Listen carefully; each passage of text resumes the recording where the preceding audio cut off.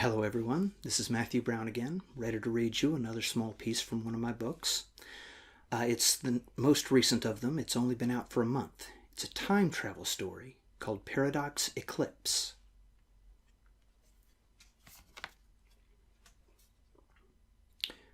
Walter started to roam the streets looking for experiment subjects. He drove through neighborhoods that he wasn't comfortable in, and he doubted that he would even get out of the car. He had no fear, not even when things looked dangerous. There was a timed sender ready to bring him back to yesterday if it had to. In the meantime, he would find someone who would take the big risk. How does one go about procuring human test subjects for a secret experiment? He certainly couldn't put up a help wanted ad somewhere. What he could do was find people who had no better option. He felt like a cheap villain from an old novel. He was seeking out the homeless. He would take advantage of the destitute. His first bid was $1,000. He could easily afford it. $1,000 couldn't purchase a human test subject, though. The offer was too high. Walter had assumed that people living on the street wouldn't be able to resist.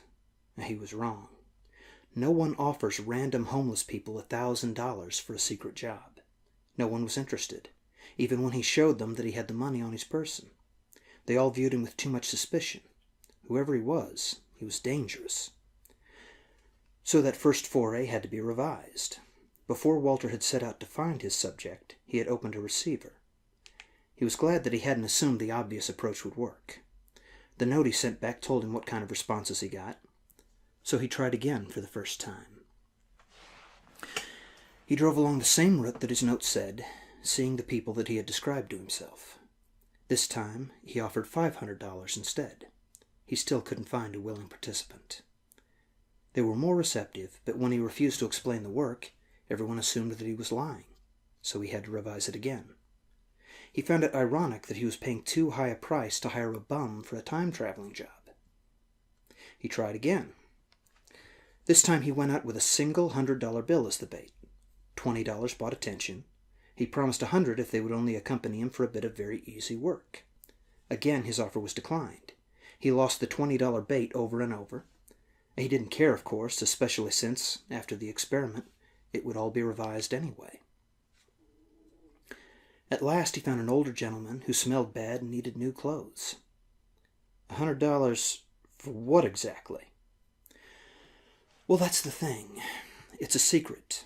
I need you to come with me. You're going to work for an hour or two, real simple stuff. Then you get $100. $100. Who the hell pays $100 to someone like me for 2 hours' work? If you're thinking I do that kind of stuff, you're wrong. No, I'm not looking for sex or anything deviant, and if I were, no offense, I wouldn't be looking for someone like you. Yeah, okay, I can believe that. What if I change my mind when I see the work? Then you walk away with the 20 I'm giving you now. No hard feelings. What's your name, friend? Joe? Let me think about this. Take your time. Walter watched the old man consider his options. He was surprised that Joe wasn't quite ready to agree to it all. How far are we going? About 10 blocks, I guess. I own a building. How many other people you paying? I only need one. I just need it quiet. I'm not going to steal something or anything like that, am I? You don't look like you'd be good at that anyway. Joe, I'm on the level. I'll tell you that everything will be okay. I promise. I just need someone who needs the money and who can keep his mouth shut. You can't find no one else? How would I hire someone for a job so secret that I can't tell them what it is until they get there? I'll see where we're going. One thing. People are seeing me get into your car, and I'm here all the time. I go missing. They'll tell the cops. I'm not worried. I'm serious, man. And I believe you. Are you coming or not? Looking like he expected to regret it, Joe got in the car. Walter asked him, should we stop to eat or anything? We've got time for it. Okay, sure. Walter talked to the funny old man over a hamburger, and he was surprised at how sharp this man was. He wasn't brilliant, but Walter expected quite a bit less. By the time they got home, Walter had Joe's confidence, or so it seemed. In there? Yes, Joe, in there. It's where I live. It's also where I work. So what am I doing? Washing a car or something? For $100? I don't know about this. You said I could walk away. You can. You might as well come in, though. This is starting to worry me. $100, Joe. I don't have anything else to offer you. Do you want it or not? Joe thought about it. He was a lot less certain about this now that his stomach was full. On the other hand, he liked the thought of staying full. I can walk away even if I go inside? Joe, quit worrying. It's not a problem. I'll show you what I want, and you can do it or not, okay? Joe followed Walter in. Okay, man. What do you want now that I'm in here? I want you to try something out. I put it in the next room. Walter led the old man along to a pair of his machines. This is it. I have to prepare this one before the other one will work. Walter was as suspicious as Joe was. He halfway expected to be stabbed if he kept his back to the old man for very long. He watched out of the corner of his eye, but the only thing Joe did was take off his hat and rub it like it was a pet. That's done, Walter said. Now this one here, you see it? Yeah? What is it? If I told you, you wouldn't believe me. All I need you to do is sit there while I make it work. You see the circle? You have to sit inside that circle.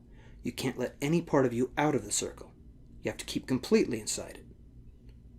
It's glass. Will it hold me? Easily. Don't worry about that. I don't want to break it. You won't. What's it going to do to me? Well, that's what I'm going to want to find out. It won't hurt you, though. I promise you that much. You sure about that? Absolutely. Why don't you do it? That struck Walter as an obvious idea. He should have just tried it on himself. With a timed sender, he would have been fine afterwards, no matter the outcome. He had brought the idea this far, though, so he decided to see it through. I can't sit there inside the circle and also work the controls. That's simple. But remember, you can't tell anyone about this. Walter wasn't actually concerned about that. He was just using it as a distraction. Just sit on it. What else? That's all. I need you to tell me what it's like. And I don't know about this. $100 for sitting in a circle. It gonna electrocute me or something? If there was any risk of that, I'd be using an animal, not a person. I don't want to go to jail.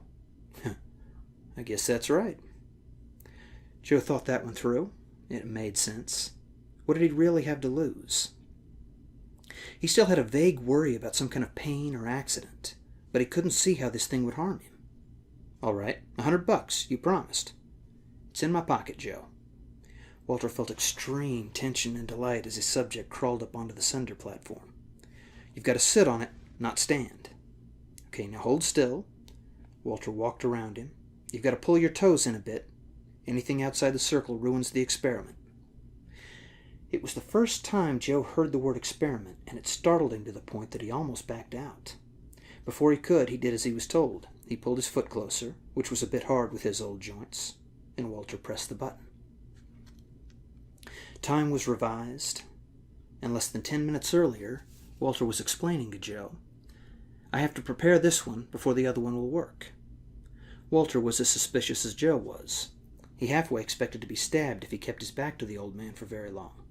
He watched out of the corner of his eye, but the only thing Joe did was take off his hat and rub it like it was a pet. That nervous motion ceased instantly once Joe saw himself sitting on the receiver.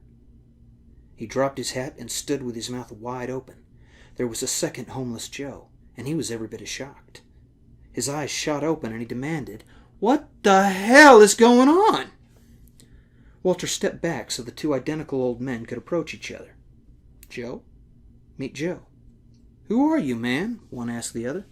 Was going to ask you the same thing. Both of them turned to Walter for an explanation. And one Joe asked, You cloned me or something? It's even more unbelievable than that. That's a time machine.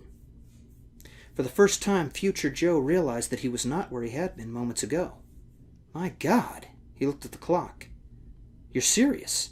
This is for real. I'm from the future.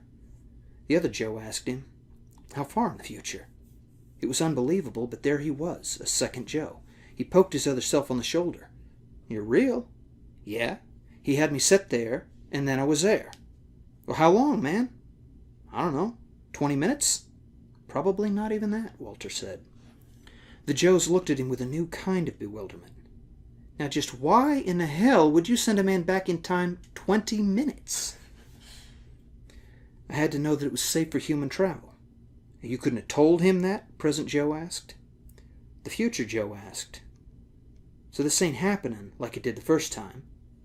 So what happens if he just don't sit on the machine in a few minutes? It's pretty smart, Joe. You're sharper than I expected. He's not going to sit on the sender, and then there will be two of you. The Joes looked at each other. Present Joe wasn't certain if he was joking or not when he said, "Do we both get paid?" "You get paid 10 times what I said, each of you. I just want to make sure that you're all right first. Fair enough?" The Joes weren't certain what to do. They talked it out while Walter listened intently. They argued a bit, which indicated that even though they were the same person, they could react differently, come to different conclusions, at least immediately. In the end, after some gentle prodding from Walter, the two old homeless men figured that they couldn't be hurt by answering questions and seeing it through. If any damage had been done, it was already done. Walter asked them questions. He had them both write down answers to a brief test. He wanted them to put their thoughts down, and he read that carefully. "All right, then. You're like the gerbils. I assumed that, but I needed to know that human minds could travel through time. You've answered a lot of questions already. I do have one more thing to try, if you want an extra 1,000. The Joes' motive for going along with the crazy scientist was simple. They had nothing better to do. They were getting paid to do something that very few people would ever believe was possible. "What do we got to do to get the next 1,000? "Go through the machine again." 3 of us? "I don't think so." "Listen, Joe, I need to know if 2 organisms can travel at once. You understand? Like, we both go through, 4 of us when you're done." "No, you and something else. I have a dog ready." "You're kidding. You want us to end up like in an old movie, a dog person mutant." "Now that can't happen. Then why try it to see?" Walter was starting to get annoyed, but only because he had completely lost track of which of these 2 Joes was from the present. They traded off talking every so often, and quite often they would both start to talk with only one finishing. It wasn't any kind of mental connection. Walter had paid attention for that. It was just a common instinct. Both Joes had a similar sense of social conversation rule. It was easy for one or the other to back out of a question in favor of the other. The only thing Walter couldn't tell for sure was whether or not those double sentences would have been the same idea every time. He didn't need to know that yet, though. He explained to his guinea pigs, "I have no reason to think that anything bad could happen. I do have to know, though. If anything bad does happen, then I'll fix it." "Now how the hell are you going to fix that? You're a time traveler and a geneticist." "No. I'll open a receiver, one end of a time jump. If anything goes wrong, then I'll send back a note telling me what went wrong. Then we simply won't go through with it, and I'll still know what would have happened. You understand?" They understood all too well. One of the Joes rubbed his forehead thoughtfully. "Like a reset button on the world." "That's right." "So we aren't getting paid then? You're going to undo this whole thing?" Walter sighed in disappointment. Out of all the possible bums in the city, he had to find the one that was smart enough to figure him out. He didn't answer right off. He felt a slight sense of danger. Joe was old, and he was a fairly small man, so Walter didn't think that these 2 could pose a serious threat. There were 2 of them, though. The Joes looked at each other. "Not 2 of us, then. That's good. No money, either. No memory this happened." One of the Joes turned to Walter. "Okay, then. You promise us that you'll pay us anyway, and we'll do it." "Pay you anyway? I'm still going to be where you found me when you found me, right? So you go there at that moment, at that time, you hand me an envelope full of money. Don't even got to tell me what it's for." Walter was grateful for that. This man was eminently reasonable. But he should have considered that coming from an intellect that could work out the troubles of time travel that fast.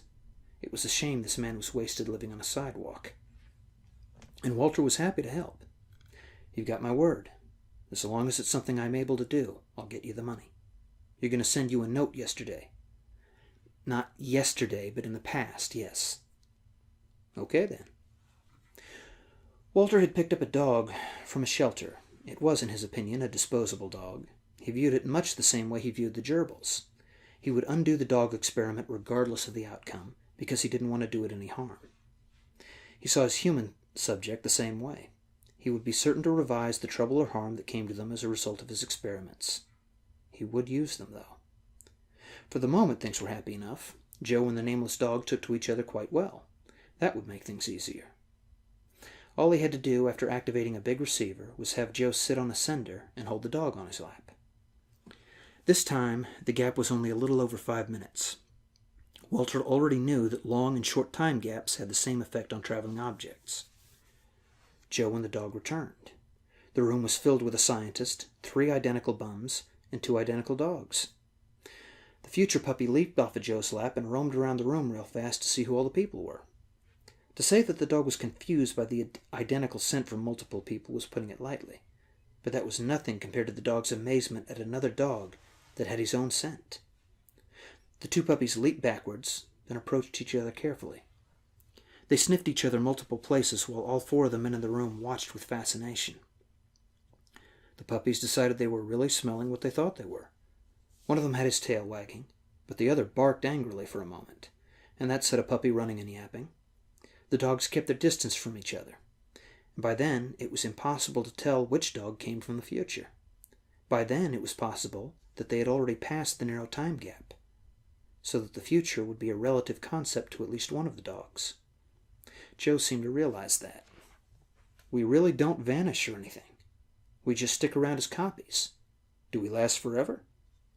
For life, anyway, Walter said. We tested this on gerbils first. We? Walter didn't answer that. He had to find something out. I didn't ask you this the first time, but what does it feel like to travel through time? I don't know how to say it. It doesn't feel bad. It's like the world is a big head, and I'm an eye, and the world just blinked real hard. Oh. Walter wasn't sure why, but this guy describing something like time travel sensation using a strong metaphor bothered him. He really regretted his choice of test subject. There had to have been a bum with a smaller mind. For the briefest of moments, Walter considered revising the entire situation in order to use someone else. Then he decided it wasn't worth revising. He had what he needed, and that was what was important. He kept an eye on Joe to make certain that his situation was safe. Now that there were 3 of the man, if they realized what the time machine was worth, then they might try to simply take it. Then again, the Joes had a different point of view. There were 3 of them. Joe thought that living as 2 people would be unreal enough. He didn't think he could possibly live as a trio of Joes. There was only one way to solve that. Besides, he assumed that a man smart enough to invent a time machine would have some kind of insurance. Joe strongly doubted that he would be able to take the machine if he wanted to, and he was right. There was a time sender that would eliminate the entire scenario if it came to that. Walter had taken notes and recorded some of the experiments. He had it all ready, if in a haphazard fashion. As long as he had the important information there, he could organize it in the past when he received it. Okay, I have it. Joe, you know that none of this is going to happen. I get it. Just do it. There's no reason to wait, is there? None that I can think of. You really going to pay me? That's the plan. Well, thank you for listening, if you made it this far. And I'll try to find something else to read for you next time.